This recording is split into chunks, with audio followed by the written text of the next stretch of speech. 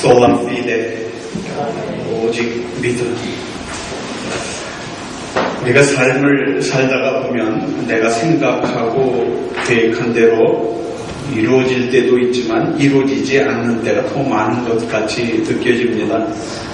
전혀 다른 방향으로 일이 진행되어 가는 모습이 우리의 삶의 경험으로 많이 가지고 있습니다. 이제 조금 있으면 우리가 헌금을 마친 후에 선교 보고를 해주시기 위해서 오신 우리 장문익 선교사님도 그런 것 같습니다. 오래전에 이번 미국에서 공학박사 학위를 받으시고 한국에 있는 재벌그룹의 IT 계열의 사장으로 발탁되어 들어가셨다가 하나님의 부르심을 받으시고 미얀마에서 선교 사역을 하십니다. 그냥 사장으로 잘 계셨더라면 사모님 고생도 아니하시고 골프 치러 다니시면서 온몸 마사지 받으러 다니시고 명품 걸치시고 또 흔들리지 않는 자가용에 여유 있는 품위 있는 품격 있는 생활을 하실 텐데 그분 오직 예수 그리스도의 부르심에 반항할 수 없었기 때문에 가던 길을 멈추고 그 고생길을, 그 어려운 길을 남편의 사명의 길을 따라 지금까지 불교의 나라에서 예수의 복음 전파를 위해 수고하고 계신 겁니다. 오늘 본문 말씀도 그런 모습입니다. 내가 가고자 했던 길이 아니라 다른 길. 바울은 아시아에서 복음을 전하기를 원했습니다. 그리고 기도하고 준비하고 떠났습니다. 그런데 성령이 뜻을 세운 그 길로 가지 않게 하시고 다른 길로 가게 하셨습니다. 본문 9절 10절은 그렇게 말합니다. 밤에 환상이 바울에게 보이니 마게도냐 사람 하나가 서서 그에게 청하여 가로되 마게도냐로 건너와서 우리를 도우라 하거늘 바울이 이 환상을 본 후에 우리가 곧 마게도냐로 떠나기를 힘쓰니 이는 하나님이 저 사람들에게 복음을 전하라고 우리를 부르신 줄로 인정하며라. 그래서 아시아를 목적으로 하고 선교를 떠났지만 바울이 유럽 쪽으로 선교를 떠나는 그런 모습으로 변합니다. 바울이 여기서 출발을 해가지고 이제 더베가 여기 있고 루스드라가 여기 있습니다. 그래서 거쳐서 1차, 빨간 거는 1차 여행입니다. 빨간 거는 1차 여행이기 때문에 이렇게 해서 1차 여행을 갔다가 다시 이렇게 와서 2차 여행을 갈 때는 이쪽 길로 해서 다시 가서 그 다음에 여기 루스드라와 이고니움 이렇게 대베를 지나 다소가 바울의 고향이죠. 안디옥에 출발해서 다소를 지나서 대베를 지나서 루스드라 이고니움으로 해서 안디옥으로 가는 길. 그래서 이렇게까지 갔다가 그는 어디까지 가려고 했냐면 이 부르기아, 갈라디아 이쪽 지역에 선교를 하고 또 그 다음에 비두니아와 본토 지방까지. 그래서 이 아시아 지방, 요 전체, 지금의 터키 지방입니다. 지금의 터키 지방을 전부 전도하기 위해서 계획은 그렇게 세웠는데, 보니까 무시아 앞에서 이렇게 여기까지 가다가 여기서 다시 비두니아로 가서 이렇게 내려오려고 했는데, 내려오면서 아시아 쪽으로 하려고 했는데, 루시아 쪽에 가다가 보니까는 루시아 앞에 이르러서 성령이 허락치 않는지라 들어와서 한국까지 가가지고 원래는 요 지역을 돌려고 했다가 그 목적을 가지고 갔는데 그 목적이 성령의 힘에 의해서 요 들어와서 배를 타고 지금의 그리스 지방인 배를 건너서 가는 새로운 지역으로 선교를 떠난 여기가 바로 도냐 있죠. 마게도냐 지방입니다. 요 마게도냐 지방으로 가라는 성령의 음성을 듣고 갈 수밖에 없었던 그런 성령의 인도함을 받는 그러한 사도 바울의 선교 계획이 바뀝니다. 마게도냐로 와서 우리를 도우라. 바울은 마게도냐를 가본 적도 없습니다. 거기에 아는 크리스찬도 없습니다. 그저 성령의 인도에 의해서 그냥 무작정 가는 겁니다. 하나님이 가라고 하셨으니까 하나님의 뜻이 어디에 있는지 바울은 확실히 모르지만 내가 계획하고 목적 삼고 가고자 했던 방향이 아닌 그런 것으로 그냥 떠납니다. 그리고 마게도냐의 첫 성역 큰 도시인 빌립보 지역에 도착을 하게 됩니다. 이 빌립보 지역에서 바울 일행은 유럽 최초의 기독교 개종자, 유럽 최초의 교회인 빌립보 교회를 세울 교회의 일꾼 루디아를 만나게 됩니다. 루디아는 어떤 사람인가? 14절에 보니까는 두아디라 성의 자주장사로서 하나님을 공경하는 루디아라 하는 한 여자가 들었는데 주께서 그 마음을 열어 바울의 말을 청종하게 하신지라.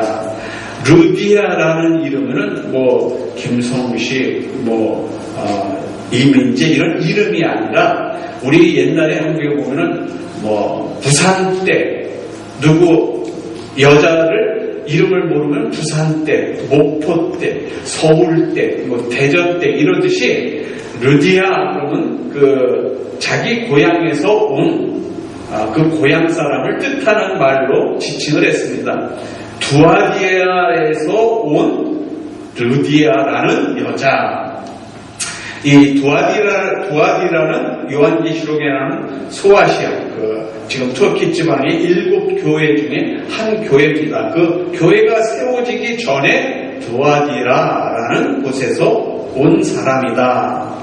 이 도시는 오래전부터 직조와 염료 만드는 공업으로 발달된 그런 유명한 도시였습니다. 루디아는 염료 중에서도 가장 비싼 자색 염료, 자색 옷감을 취급하는 그런 장사꾼이었습니다. 오늘 말씀에 그냥 자주장사 루디아 그렇게 설명을 했습니다. 염색업을 하고 있는 그런 두아디라에서 온 그런 장사치 여자가 뭐가 그렇게 중요하냐, 뭐가 그렇게 대단하냐. 이 대단한 것이 바울이 다메섹에서 빛 가운데서 주님을 만나서 그가 회개하고 다시 주의 말씀에 청종해서 하나님의 말씀을 전하는 전도자가 되기로 작정한 것만큼 이게 중요한 것이냐 하는 그런 질문을 할 수가 있습니다. 이게 그렇게 극적인 상황이냐? 마게도냐로 와서 우리를 도우라. 그 환상 중에 하나님이 말씀하신 것이 또 그 말씀에 따라서 배를 타고 건너가가지고 그 첩성에 들어가서 만난 여자가 루디아라는 여자인데 그 루디아라는 여자 자주장사 염색한 옷감을 파는 그런 여자가 그 만남이 그렇게 중요하냐? 하나님이 그 중요한 만남을 계획하셨다고 했는데 그 계획이 어느 정도이길래 그렇게 중요한 것이냐 하는 그런 질문을 할 수가 있습니다. 1세기의 자주색 염색업과 관련된 그 배경 지식이 없이는 바울과 루디아의 그 극적인 만남, 그 속에 감추어진 꼭 필요한 것을 제공하기 위해서 루디아를 붙이셨구나 하는 이해가 좀 힘들어집니다. 자색 옷을 입었습니다. 당시의 자색 옷은 왕족이나 귀족이 입는 그런 그 옷 색깔입니다. 아무나 입을 수가 없습니다. 그래서 그 고대로부터 내려올 때 이 왕족 또는 귀족 그런 사람들이 입기에 합당한 옷, 무슨 말이냐면 너무 비싼 거예요. 그래서 왕족이나 귀족 같은 요즘에 한국에서 말하는 대로 태어날 때부터 운수저를 입에 물고 나온 그런 사람들만 입을 수 있는 옷, 그런 것이 자색 옷입니다. 소위 말하는 상위 3%에 해당되는 사람들만이, 상류계층에 있는 사람들만이 입을 수 있는 그런 옷, 이런 옷, 이런 염료, 그냥 보통 사람들은 염색하지 않고 그냥 모직물을 입었는데 이렇게 상류에 있는 사람들은 그 색깔을 내서 아름답게 옷을 입었는데 그렇게 아름다운 염색을 하기 위해서 이 자주색을 염색하기 위해서 필요한 것이 뭐냐 하면은 뿔고둥.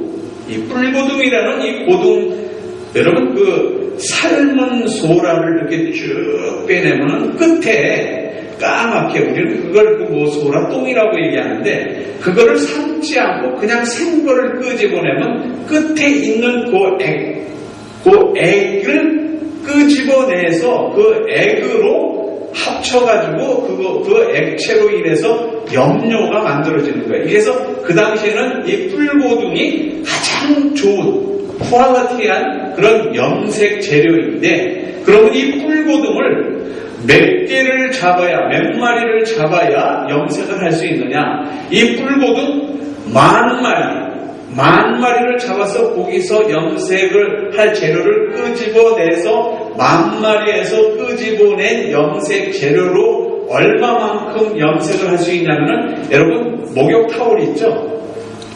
여기는 50cm, 50cm라고 그러니까 목욕 타올 조금 중간짜리 조그마한 거, 그거 하나 계산, 그거 하나 염색하려면 10,000마리의 뿔고등에서 재료를 채취해내야 그만큼, 타올 한 장 정도 염색을 할 수 있다고 그러니까는, 그 당시에 저렇게 아래 위로 통짜로 된 옷을 만들려면은, 옷에 염색을 하려면 몇만 마리가 있어야 저거를 염색을 하겠어요?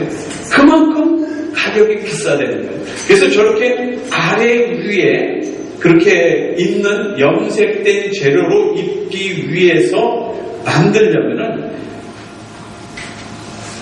요즘에 그 미국 돈으로 하면은 약 10만 불 정도가 된다는데, 이 아래 한 벌, 이렇게 통으로 된 한 벌을 입기 위해서는 약 10만 불 정도가 소요된다, 그렇게 얘기를 합니다. 그러니 왕이나 왕족이나 상위 귀족이 아니면은 감히 입을 수 없는 그런 옷이 자색 옷입니다. 자색 옷에 대해서 또 설명한 것이, 예수님께서 부자와 거지 나사로를 설명하실 때 그것이 또 얼마나 부자가 입는 옷인지 그 설명을 또 하셨습니다. 누가복음에 보니까는 그런 설명을 했습니다.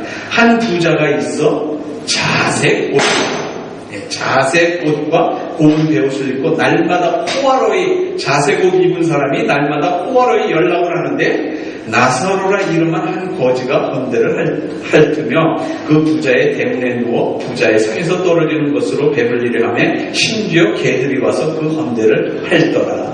대문 앞에는 지금 거지가 있는데 그 거지를 거들떠 보지도 않는 부자가 얼마나 부자인가 하면은 자색 옷 한 벌에 10만 불 정도 하는 자색 옷을 입고, 여기서 보니까는 날마다 호화로이 매일 잔치하는 거예요. 근데도 거지를 돌아보지 않았던 부자 나사로, 부자와 그 다음에 거지 나사로의 얘기를 이렇게 합니다. 그렇다면 두아디라 성 출신의 자색 옷감 장수인 루디아는 빌립보에서 그 장사를 했을 때, 이게 뭐 가난한 사람들한테 옷을 파는 게 아니라 누구한테 팔아요? 상위 3%, 상류층에 있는 사람들한테 옷감을 파는 사람이에요. 그러니까는 상대하는 사람들이 누구예요? 재력가, 권력가, 왕족, 이런 사람들만 상대하니까는 여자로서는 당시에 굉장히 통이 크고 수단이 있고 그런 여자로 우리가 취급할 수가 있는 겁니다. 그녀가 그러한 생활을 하는 상태에 있는데 하나님의 성령이 바울에게 이 여자 루디아를 붙여주셨다 하는 의미는 루디아를 바울의 선교의 조력자로 삼으셨다 하는 그런 의미입니다. 아무도 아는 사람 없고 바울은 주로 가는 데마다 도움을 얻어서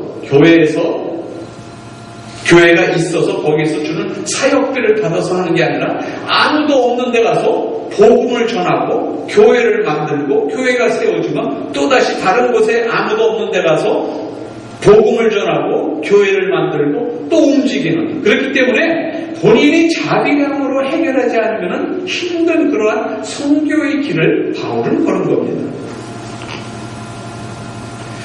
우리 장문익 선교사님을 IT 계열 회사의 사장으로 있게 하시지 않으시고 불교의 나라 미얀마의 선교사로 보내실 때는 분명 하나님께서 거기에 필요한 선교 사역에 필요한 교회라든지 아니면은 어떤 스폰서를 할 수 있는 그런 믿음이 있는 사람을 붙여주셨으리라 믿습니다. 그건 내가 붙인 게 아니라 하나님이 그 선교의 사역을 하기 위해서 붙여주셨으리라 믿는 겁니다.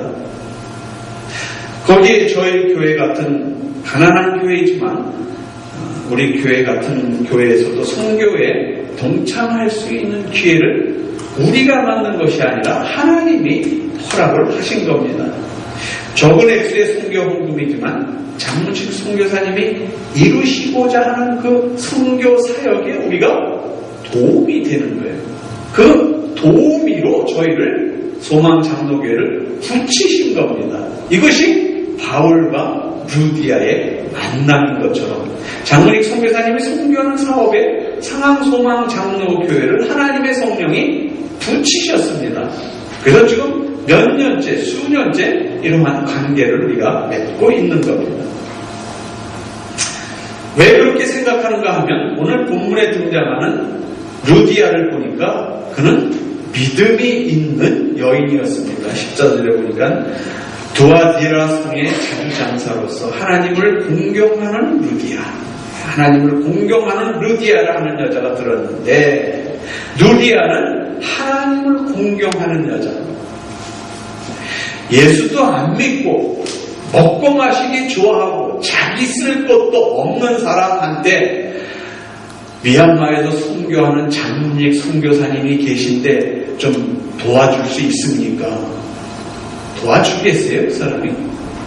그래도 상암소망장로교회를 하나님이 붙이신 거는 상암소망장로교회 안에 교인들의 믿음이 있는 그 믿음을 보시고 하나님이 그 일을 행하셨다. 내가 한 것이 아니라 이 교회가 한 것이 아니라 하나님의 성령이 그 일을 행하셨다. 그 설명을 하는 겁니다. 여자 사업가로서 적극적이고 강한 생활력을 소유한 루디아. 그는 하나님을 잘 섬기는 여인이었습니다. 후에 빌립보 교회를 세우는 일은 물론이고 나아가서 바울의 선교 사업을 적극적으로 지원한 여자가 된 겁니다. 그런 루디아의 마음을 주께서 열어주셨다. 그렇게 얘기하는 겁니다. 두아디라 성의 자주장사로서 하나님을 공경하는 루디아라 하는 한 여자가 되었는데 주께서 그 마음을 열어 주께서 마음을 여셨습니다. 장문익 선교사님의 마음을 주께서 여시고 미얀마로 보내시고 상암소망장로교회 교인들의 마음을 여셔서 장문익 선교사님을 돕게 하시는 그 일로 말미암아 지금 미얀마에 선교가 진행되고 있는 겁니다. 우리는 사회생활을 하면서 너무 빈번히 상처를 많이 받았기 때문에 사람들에게 쉽게 마음을 열지 않습니다. 우리의 편협된 마음처럼 하나님께서 우리를 향해서 그 성령의 역사, 하나님께서 우리를 향한 마음을 열지 않으셨다면 우리는 아무 성령의 교제가 없기 때문에 아무 일도 이룰 수가 없을 겁니다. 그런 모든 일을 하신 것은 주의 성령이 하신 겁니다. 우리 사람들은 그렇게 못합니다. 왜? 서로 가리는 게 있기 때문에, 서로 쉽게 마음의 상처를 받기 때문에 열지 않습니다. 어느 동아리에서 4명의 남자가 함께 성경 공부를 하면서 많은 은혜를 나누었습니다.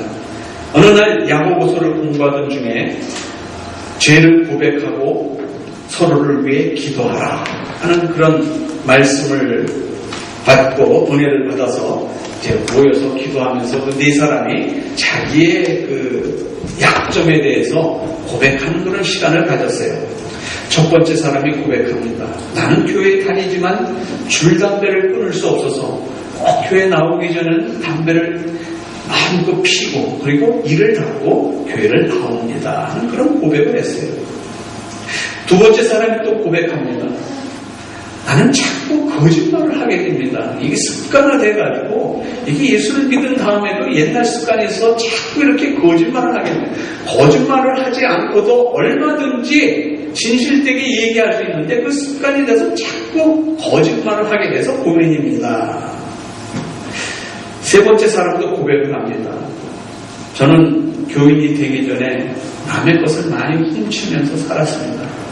그래서 이제 교인이 된 다음에 참 이걸 훔치지 말아야 되겠다 하는데도 뭐만 보면은 내가 마음에 탐심이 생기면 그걸 훔치려는 그런 생각이 듭니다. 이 세 사람 이야기를 다 듣고 있던 네 번째 사람은 다른 사람들의 약점을 다 듣고도 자기 얘기를 하지 않는 겁니다. 그러니까 세 사람이 눈을 흘리면서 아우성을 칩니다.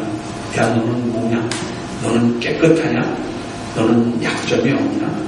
그러니까 네 번째 친구가 드디어 입을 열었습니다. 실은 난 남의 약점을 알면 그것을 불고 다니는 성격이 있어서 이게 내가 크게 걱정이다. 오늘 본문에서 주께서 루디아의 마음을 열어주셨기 때문에 바울을 통해서 은혜받고 세례받고 그리고 주님은 루디아를 바울에게 붙여놓으심으로 빌립보 교회, 더 나아가서 유럽 선교, 더 나아가서 세계 선교의 뒷받침이 되었던 겁니다.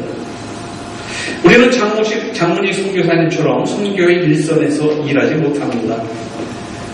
그러나 우리는 우리의 작은 손을 펴게 하심으로 말미암아 뒤에서 선교의 일을 돕게 하는 도움이 마치 루디아와 같은 사람으로 우리를 부르신 겁니다.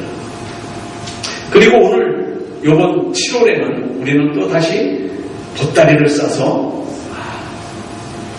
멕시코 거기 깜포에 또 우리는 보따리를 싸가지고 그곳에 우리의 손길을 기다리는 사람들을 향해서 갈 겁니다.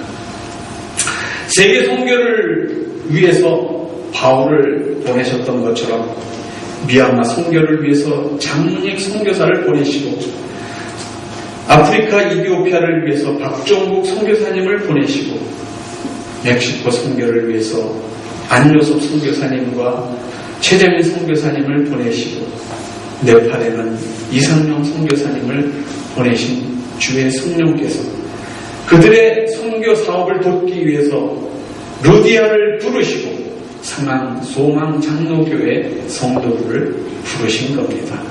그 일에 우리 모두가 협력자, 조력자, 좋은 헌신자로서 귀 쓰임받는 성도들 되시기를 주의 이름으로 축원드립니다.